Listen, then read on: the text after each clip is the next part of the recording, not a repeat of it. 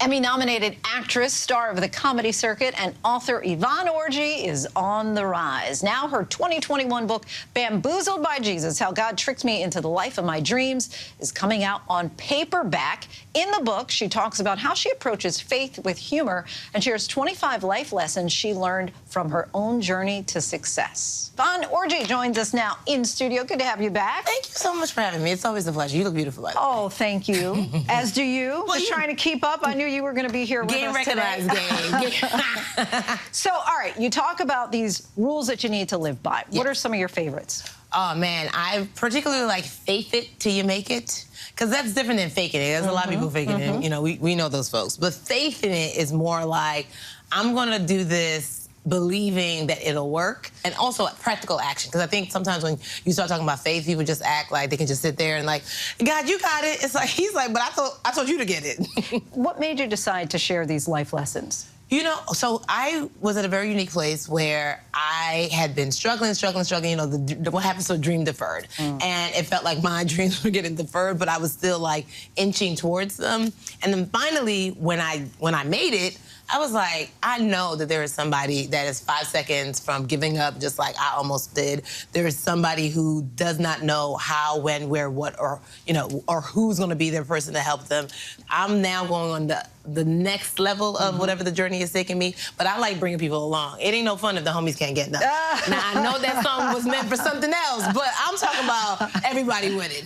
All right, you talk a lot about your family in comedy. In the book in particular, you talk often about the expectations of being an immigrant's child. And you were supposed to be a doctor. A whole doctor. And how did you change and say, you know what, I'm actually going to go to New York and try this comedy thing, Mom and Dad? I tried to blame it on Jesus, and that did not go well, because I was like, Mom and Dad, you know, God told me. They were like, God was talking to us before you were born. I was like, oh, dang, I can't even use the God factor.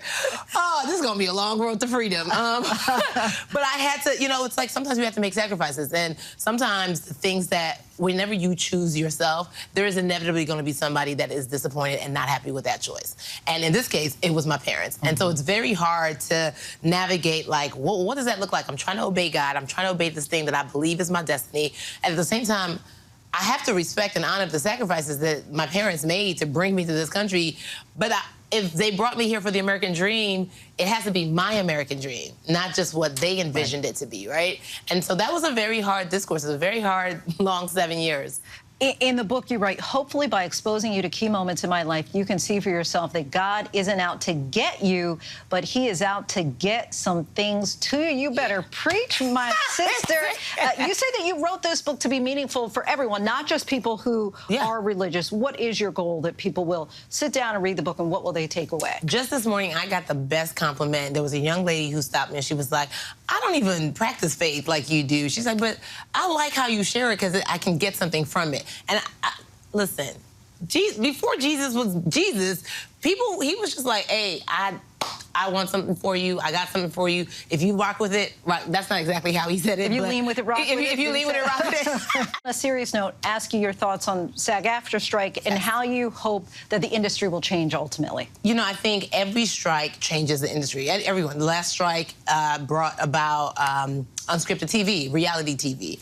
I think this strike, because it has affected everyone, even internationally, I think we're going to see a lot more collaboration between different countries and different storytelling across the world. But hopefully, you know, I think we're all ready for it to end. I think we're all ready to get back to work. We're all ready to get fair pay. We're all ready to, you know, do the thing that we love. You know, we make art for a living, and right now it feels like a second COVID, and specifically for Hollywood. First COVID was kind of crazy, but it was like, we're all in it together, right? Okay. So this one is just like, oh, y'all at work? Okay. Well, we not at work. I'm unemployed. From your lips to God's ears. Amen. Yvonne Orji, always a pleasure to talk with you. Her book, Bamboozled by Jesus, How God Tricked Me into the Life of My Dreams, comes out on paperback today. Hi, everyone. George Stephanopoulos here. Thanks for checking out the ABC News YouTube channel. If you'd like to get more videos, show highlights, and watch live event coverage, click on the right over here to subscribe to our channel. And don't forget to download the ABC News app for breaking news alerts. Thanks for watching.